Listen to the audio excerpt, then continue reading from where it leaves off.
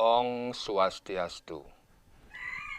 Para pemirsa yang berbahagia, dimanapun Anda berada, kembali bersama saya, Giri Putra Mandala Channel, akan mengajak Anda membahas tentang makna dan fungsi pelinggih yang ada di Paumahan, yaitu di Merajaan Alit. Adapun sumber-sumber yang saya pakai referensi di dalam bahasan ini, ada Lontar Purwa Bumi Kemulan, ada Lontar Rajapeni, Lontar Budi Sastra Medang Kemulan, Lontar Kanda 4 Dadua, Kanda 4 Dewa juga, dan Tutur Siwareka. Yang damai, suci ning nirmala galang apadang akan terwujud apabila adanya keseimbangan dan keharmonisan antara manusia, Buana Sarira, dengan lingkungan alam di dalam Paumahan, Buana Alit, serta dengan lingkungan di luar lingkungan Paumahan, Buana Agung. Pada pembahasan kali ini akan difokuskan pada hubungan alam lingkungan di Buana Alit dengan Buana Sarira, yaitu fungsi pelinggih di lingkungan Paumahan dalam kaitannya dengan kehidupan manusia. Pelinggih pokok di Buana Alit jumlahnya ada 10 dengan konsep Dasabayu. Dalam tatanan letak dan disebut dengan Tri Mandala, yakni Nista Mandala, Madhya Mandala, dan Utama Mandala. Ke-10 pelinggih pokok akan diuraikan sesuai dengan tatanan pelinggih di Pemerajaan Alit. Yang pertama, pelinggih Sangyang Wisesa di Nista Mandala. Kedua, pelinggih Sangyang Siwareka di Madhya Mandala. Tiga, pelinggih Hidup Betari Durga Manik di Madhya Mandala. Empat, pelinggih Sangyang Mahakala di Madhya Mandala. 5. Pelinggih Sangyang Dorakala di Madhya Mandala. 6. Pelinggih Pengerorah Agung di Utama Mandala. 7. Pelinggih Kemulan Rong 3 di Utama Mandala.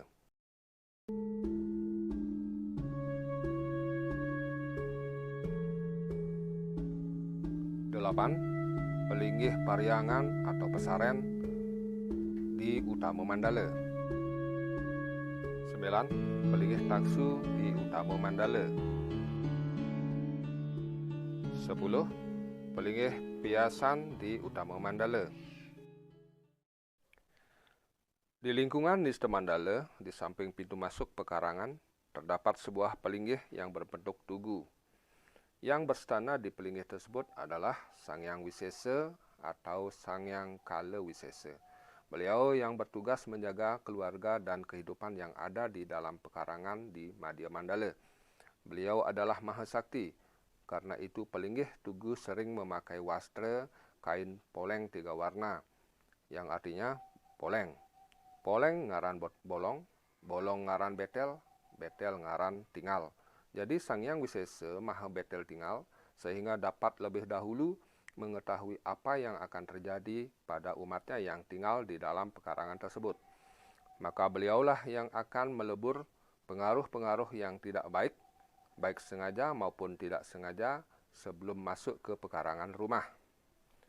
Sangyang Wisesa juga disebut sebagai Dewaning Sarwa Satu. Untuk diketahui oleh masyarakat umum, bagi yang memelihara hewan ternak apapun, beliaulah yang mengayomi dan melindungi Sarwa Satu tersebut. Beliau mempunyai wewaduan yang bernama Sang Kalebang Akit.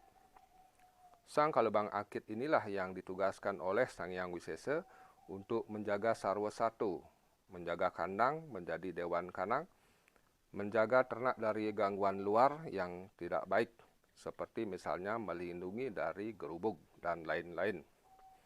Oleh sebab itu, seyogianya lah kita harus menghaturkan rasa syukur kehadapan Ida Sangyang Widiwasa yang telah memberkati kita dalam memelihara hewan ternak dengan melaksanakan sebuah persembahan kepada Sangyang Wisesa dan wewaduan beliau berupa buntut atau tinggungan. Sebagai pembatas antara Nista Mandala dengan Madya Mandala itu dipisahkan oleh pintu gerbang. Kalau pintu tersebut berbentuk angkul-angkul, maka yang berstana di sana adalah Sang Kalacatur. Sedangkan kalau berbentuk candi, yang berstana di sana adalah Sang Durga. Pada bagian bawah tembok samping angkul-angkul atau candi, terdapat sebuah lubang yang disebut Song Sombah, yang fungsinya sebagai penguus sarwamala atau saluran untuk mengeluarkan segala kotoran yang ada di pekarangan. Sebagai penjaga Song Sombah adalah Sang Buddha Anungkrat. Setiap pekarangan perumahan dibatasi oleh pagar yang bernama pagehan atau tembok panyengker, yang mana sudah jelas fungsinya sebagai pembatas antara pekarangan dengan lingkungan luar rumah atau tetangga sekitar. Pagehan berasal dari kata pageh yang artinya teguh atau tegar. Penyengker berasal dari kata sengker, yaitu seng artinya kotor atau cemer, dan ker artinya tenget atau angker. Maksudnya adalah bagaimana kita berusaha dengan teguh menjaga atau nengetang lingkungan pekarangan kita sendiri dari hal-hal yang tidak baik atau kotor dari luar pekarangan. Yang melinggih di tembok panyengker adalah Sang Buddha Ngintip, Panca Kerta atau penunggun karang. Setiap pekarangan perumahan mempunyai penunggun karang yang disebut Panca Kerta, yang bertempat di masing-masing sudut karang dan satu lagi di tengah natar atau natah. Panca Kerta ini bukan berbentuk pelinggih, melainkan hanya ditempatkan sebuah batu kecil saja. Masing-masing adalah di tenggara atau genean, penjaganya adalah Sang Guru Raksa. Di barat daya, di Nariti, penjaganya Sang Rudra Raksa. Di barat laut, Wayabya, penjaganya Sang Kala Raksa. Di timur laut, di Ersania, penjaganya Sang Sri Raksa. Di tengah, di Madya, penjaganya Sang Durga Raksa. Kalau pada saat kita ada upacara yang lebih besar, seperti piodalan, potong gigi, dan upacara-upacara lain yang besar, di masing-masing pancakerta tersebut akan ditancapkan satu buah sanggah cukcuk. Di tenggara atau genean, penjaganya adalah Sang Buddha Uluwasu. Di barat daya, di Nariti, penjaganya adalah Sang Buddha Ulu Gajah. Di barat laut, Wayabya, penjaganya adalah Sang Buddha Ulu Kebo. Di timur laut, di Ersania, penjaganya adalah Sang Buddha Gagak Petak. Di tengah, di Madya, penjaganya adalah Sang Buddha Tiga Sakti. Memasuki ke Madya Mandala di halaman atau natah rumah disebut juga Pusering Jagat Buana Alit. Dapat ditemui sebuah pelinggih yang berbentuk gedong tarib. Pelinggih tersebut sering juga disebut pelinggih Surya. Untuk pemujaan Sang Hyang Siwureka, beliau mempunyai banyak peran dalam kehidupan manusia seperti ngereka manusia. Beliau juga sebagai Dewaning Balai Daja atau gedong atau meten. Melinggih di pelangkiran, beliau bernama Sang Hyang Semarareka Semararate. Satu lagi pelinggih yang ada di Madya Mandala yang terletak di barat laut atau Wayabya pekarangan. Pelinggih berbentuk tugu yang merupakan linggih Ida Betari Durga Manik. Beliau yang nitah sarwa buta, kala dengan Durga dan segala jenis berhala seperti Bregek, Dete, Mamadi, Tonya atau Soroh Desti, Teluh, dan Ranjana, dan lain-lain. Beliau yang mengatur hidup atau urip manusia di lingkungan pekarangan, serta menjaga pekarangan dari orang yang bermaksud tidak baik, yang membawa serana atau magic. Beliau memunahkan segala jenis megalak, mangsa. Beliau sangat pingit, matenget pisan, karena beliau adalah merupakan pura Prajapati di lingkungan Buana Alit. Sebagai ciri-ciri beliau tidak berkenan atau duka karena kesalahan yang dilakukan oleh orang-orang seisi rumah, biasanya beliau sering merasuki atau ngelancubin pikiran menjadi kurang baik atau jahat, saling dalih atau saling tuduh sekeluarga kacau. Apabila di keluarga ada sesuatu hal-hal yang aneh, seperti misalnya selalu ribut, sakit terus-menerus, saling fitnah, kalau demikian adanya, maka itu adalah ciri-ciri pekarangan umah sudah dirasuki sang buta bucari, sang kala bucari, sang durga bucari, atau sang durga maya, sang buta kapiragan, dan sang buta cerurit. Karang seperti itu sudah disebut karang panas dan kadi-kadi, maka memohonlah pada Ida Betari Durga Manik agar tidak memberikan pangurubedan atau cobaan yang panjang. Untuk melaksanakan upacara ini boleh tidak mencari hari baik.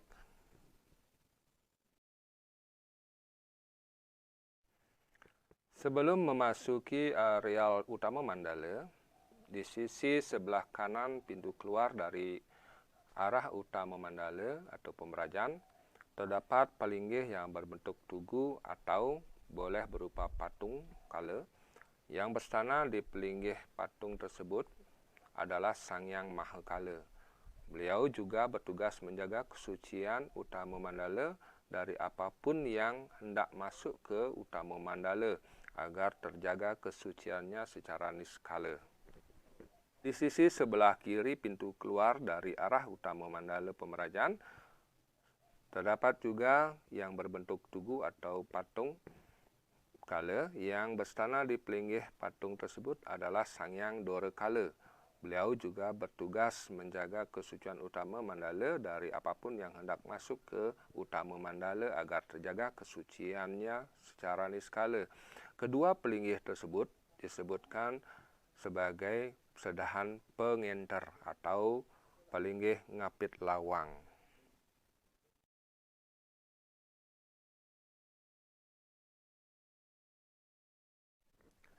Masuk di halaman utama mandala, di sebelah kiri dari pelinggih kemulan atau kemimitan, rong 3, terdapat satu buah pelinggih pengrurah agung atau sedan agung.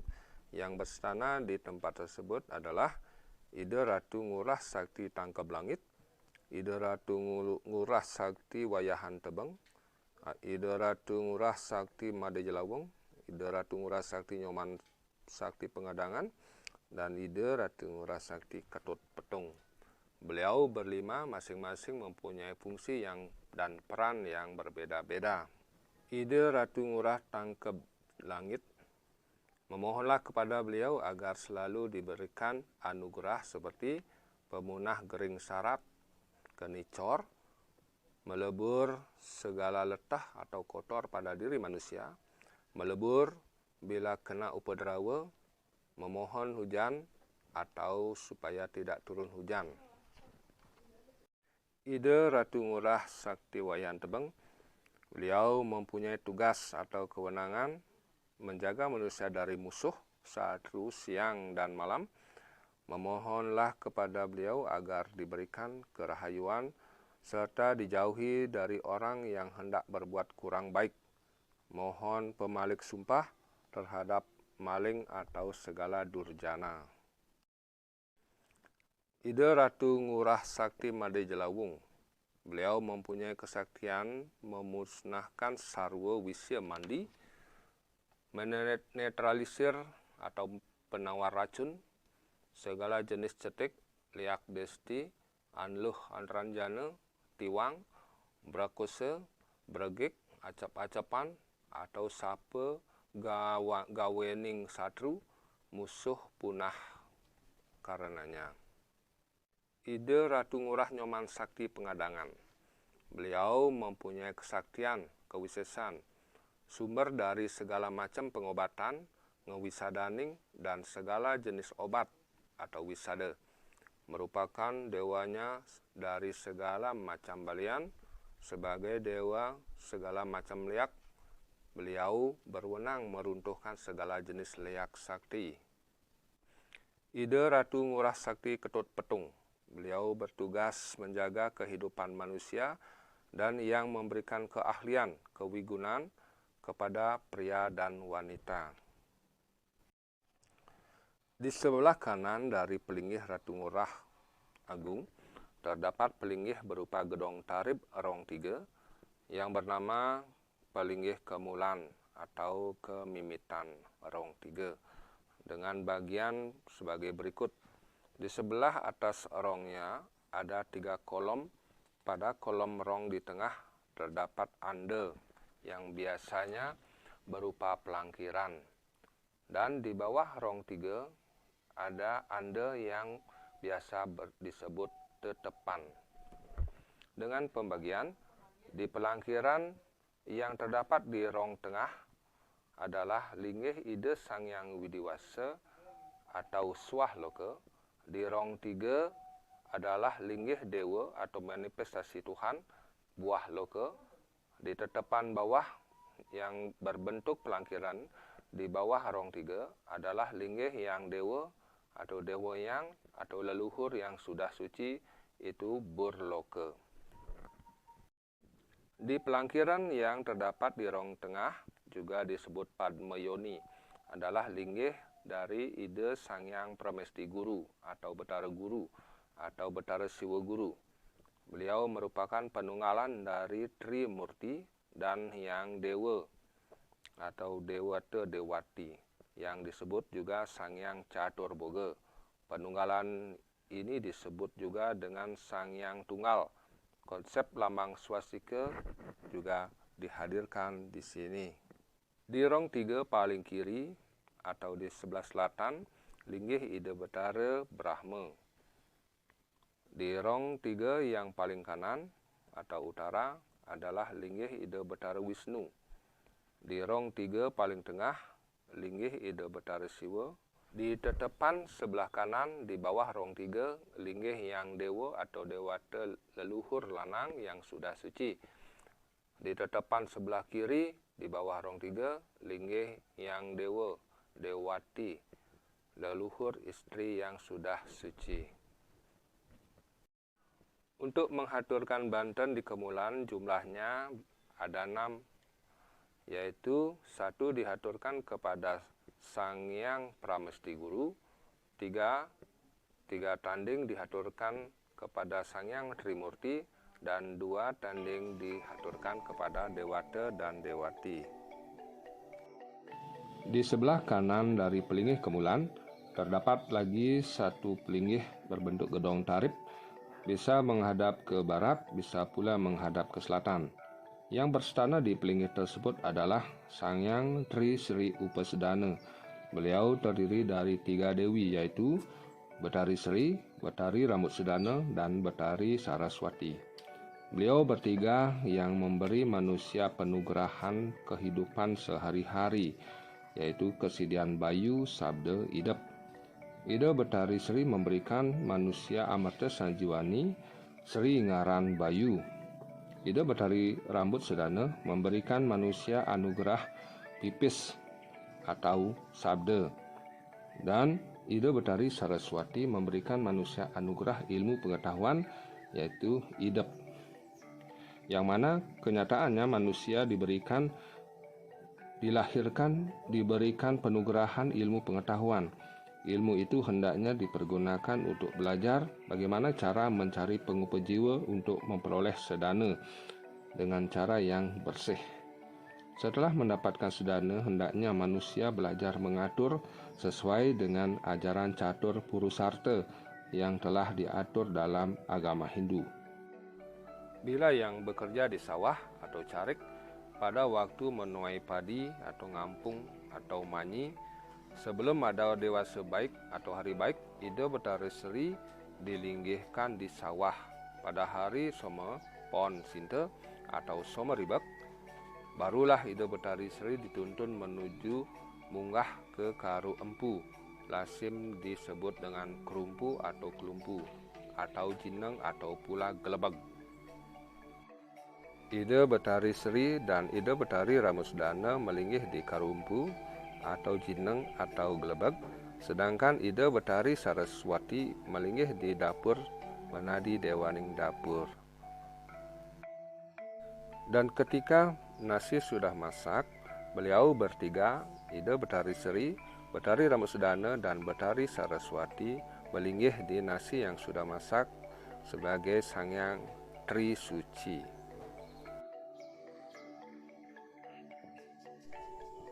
Pelinggih Taksu. Pelinggih ini letaknya di sebelah pelinggih Pariangan menghadap ke selatan, yang merupakan linggih dari Sangyang Kalaraja. Beliau adalah dewanya Taksu atau guna pada semua orang. Di tubuh manusia, beliau menguasai sidik jari yang juga disebut dengan tulis tangan. Oleh karena itu, tidak ada manusia yang memiliki sidik jari yang sama, karena manusia lahir sudah disertai dengan kewigunan atau taksu yang berbeda-beda, seperti taksu sebagai pergina, taksu sebagai undagi, taksu sebagai balian, taksu sebagai dagang, dan lain-lain. Maka tidak boleh iri hati dengan orang lain yang mempunyai kelebihan dan keberuntungan. Untuk mengetahui taksu kewigunan masing-masing orang, bisa dengan jalan mewacak pewetuan oton.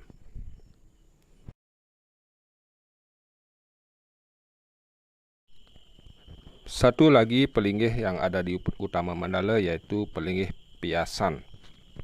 Piasan kesuksmannya adalah pangyas, supaya bersih, damai, dan suci.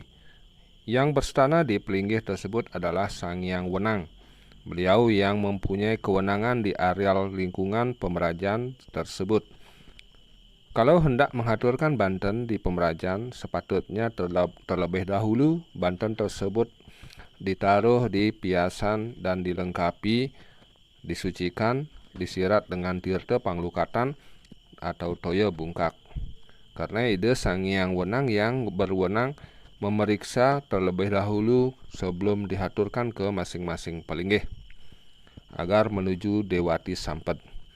Kalau sudah demikian, maka Tuhanlah yang menerima persembahan Anda. Seperti contoh, membuat canang sebelum menjadi canang, mulai dari janur, buah-buahan, bunga, dan lain-lain, sewaktu masuk pasar masih kotor atau cemar, maka Sangyang Wenanglah yang berwenang meleburnya terlebih dahulu.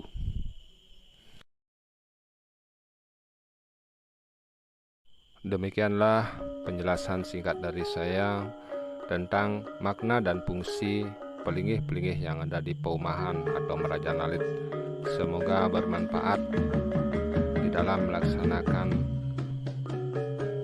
yatnya keseharian di pemerajaan. Terima kasih.